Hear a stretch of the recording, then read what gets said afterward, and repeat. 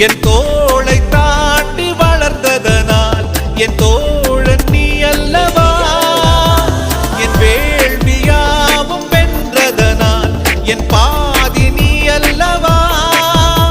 சந்தோஷத்தேரில் தாவி ஏறி மனமின்று மிதந்திட என் வானத்தில் ஒரு நட்சத்திரம் புதிதாக பூ பூத்து சிரிக்கின்றதே.